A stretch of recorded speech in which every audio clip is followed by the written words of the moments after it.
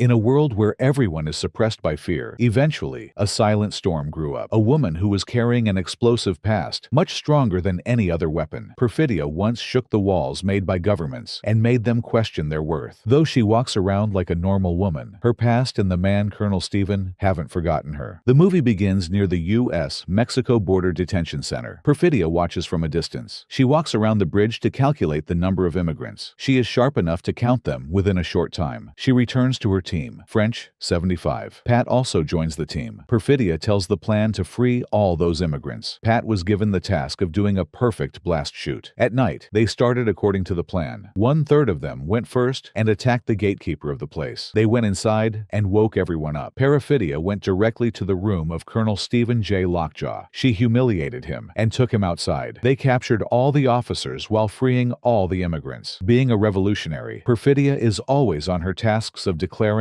and winning revolutions. Although she is romantically involved with Pat, but she is never away from her goal. Colonel Stephen found her while she and her team were executing another revolution. He didn't catch her because he had developed a romantic desire for her. He found out she is with Pat. Being furious, Stephen caught up to her the next day during her execution of planting a bomb in a building. He told him she can continue doing whatever she is doing, but she needs to meet him at Primos Path 2300. She agrees and meets him in the motel, where they are seen having an intimate time.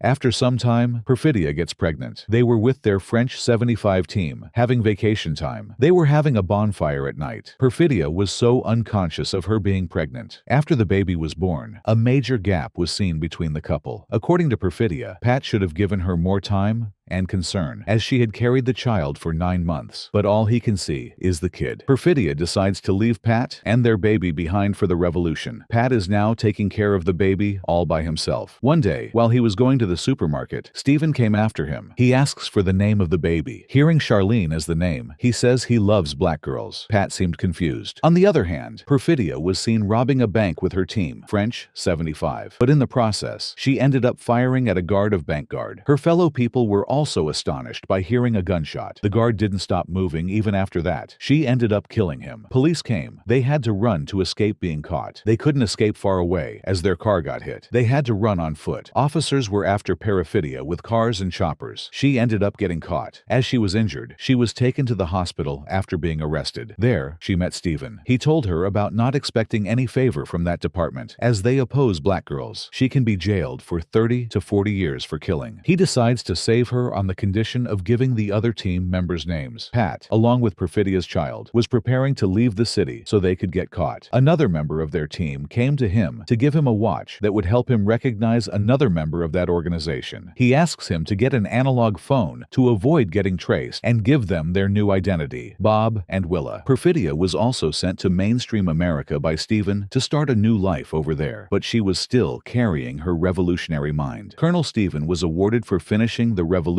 group, French 75. Stephen came to the place where he had sent Perfidia, but she wasn't there anymore. She left a note for him and went on a new journey. After a leap of 16 years, Charlene was learning judo under the instruction of Sensei Sergio St. Carlos. Pat, who is now Bob, has turned into a total weed addict. Willa means Charlene is appreciated by her teachers. Colonel Stephen was seen doing his job. Lieutenant Skinner was sent to him to pay a visit to the Deputy Director of Progress. He knew what this was about. He was called to join the Christmas Adventurers Club, a club renowned for saving the rights of white people. After a long conversation and a double check, Colonel Stephen was certified to be part of the club. A man was caught by the American Army as he was trying to clear up differences between white and black people. 2 kids went to his radio station and informed their fellow people to execute the plan snap. Stephen grabs information about Bob and Willa from that guy. Stephen reaches Backtan Cross with his team. They are all planned and set to catch up with Bob and Willa. Willa gets angry with Bob as he was unconscious last night due to weed. Her friends come to take her to the dance at the school. She argues with her father for not taking that watch with her, but he insists she takes that. At the school washroom, she heard her watch ticking. It means someone with the same device was around. A woman came and said the code words. She was said to believe whoever has that device and says these words. She was asked to follow that person, and she obeyed. Willa was secured before Stephen came to check for her. Bob was warned by another group member. He was told about Willa and the upcoming danger. Bob was was high and couldn't think of anything. Used the secret pathway to leave the spot. Bob couldn't remember any code word due to his weed addiction. Fleeing from home, he called French 75, but he couldn't answer their key question for the code, and he was getting frustrated at them. They didn't give him any information due to a missing code. On the other hand, Willa's friends were getting questioned about her. Willa had a phone with her, but her friends lied for her sake. Sergio got a call, and at that time, Bob came to his judo club. He told him about the situation, and Sergio took him to his home. Sirius took him to a store, and upstairs, there were lots of immigrants. He had a hideaway. Bob was trying to charge his phone, while Sergio couldn't stop greeting him with people one after another. Bob calls again to the member of French 75, but once again, due to the missing code, he had to go through a long, frustrating talk and ask them to get their senior on call. He gets on a call with Tenny and finally gets the location. Here, Sensei also made the immigrants leave the spot, and he helped Bob leave through the roof with a group of youngsters. He fell off the roof and ended up getting arrested. Willa's phone rang, and they found out she had a phone. A get-together of the Christmas Club was held. Tim was called in for a meeting. They described everything they found out about Colonel Stephen and the cause of his DD. They found information that he had a child of mixed breed. They give all the information about Perfidia and Stephen's affair. They made a decision about him. Willa was getting her part of the training. She asked Deandra if her mother was a rat for real. Bob, in the police station, was questioned about his name. He lied. He said it's Jim Parker. Sergio's people helped him escape from jail. He went outside through the washroom door, and Sergio received him. They fled again. Lockjaw found Willa's location through the nearby storekeeper. He arrested all the other nuns. Lockjaw got Willa. He made a quick test of their DNA. During that time, they had quite a long conversation. She asked about her mother. He asked about her life, but no one was actually answering. The test went through, and it was proved that he was her father. Sergio and Bob were on their way to Willa, but the police came after them. Sergio helped him jump out of the car and escape the police. He grabbed another car, made it run, and started his solo journey again. Bob went there and found Lockjaw was already on his way to taking Willa away. Bob shot at them, but couldn't do anything, as Lockjaw had prepared everything beforehand. He went after their car in another car. Willa tried to stop Lockjaw. They had an argument in the car. He took her to another man to dispose of her in some other place. That man didn't want to do it, but he was told to get double pay. Deandra was also taken to the police station. Sergio was also caught by the police. Bob was still searching for Willa. Lockjaw left the place after disposing of Willa to another man. On the way, he saw a car coming after him. He thought it was some creepy passerby, but it was Tim. He told him to pull down the window, and he shot at him. He was killed, and his car fell in. Bob came after his car after great pain, but it was late. He was already killed. Here, the man had already put Willa in the base area of that place where he was supposed to dispose of her, but he somehow felt pity for her, as he never did business with kids, and she was just a kid. He went back to the spot and freed Willa. He killed the guy who was on duty, but he also died in the process. Willa somehow got the keys to her handcuffs. She freed herself and drove off in that guy's car. On the way, she wasn't alone. Tim was following her. He was right behind her car. The car was going through the hilly areas. Willa used her mind and stopped the car far ahead. She came out and was waiting for the other person to come. She said the code word, but the other one couldn't respond. Thus, she killed Tim. Within seconds, Bob came there. It was a moment of tension, but they found each other. Willa was so scared of the things she couldn't even believe her father without the code. However, Bob calms her down. They hugged, and she rushed into the car. Bob drove away from that spot. To everyone's utter disbelief, Lockjaw was still alive and walked to the spot where all these took place right after they went away from there. Colonel Lockjaw was taken down for confrontation. He was asked if he had any romantic relationship with Perfidia. He said enemies might have taken advantage of him during his unconsciousness. Lockjaw was taken back again as a member of the Christmas Club. He was taken to the office by another member. When he sat at the office, something happened, and he stopped breathing. He was taken into the fire pit with the help of two people. His body was burned down. Bob and Willa were talking. Bob gave her the letter of Perfidia. He told her she can read it if she wants. She went inside and read it. She felt fine after reading the letter, where she could find her mother's emotion. She came back and gave Bob a hug. They were seen leading life as before, but now Willa is also a protester. Bob tries to use a flashlight to capture a picture, and Willa gets a message calling for a protest. She rushes to the protest, while Bob asks her to be careful and take care of herself. And that's how the movie ended, with the birth of another protester like Perfidia.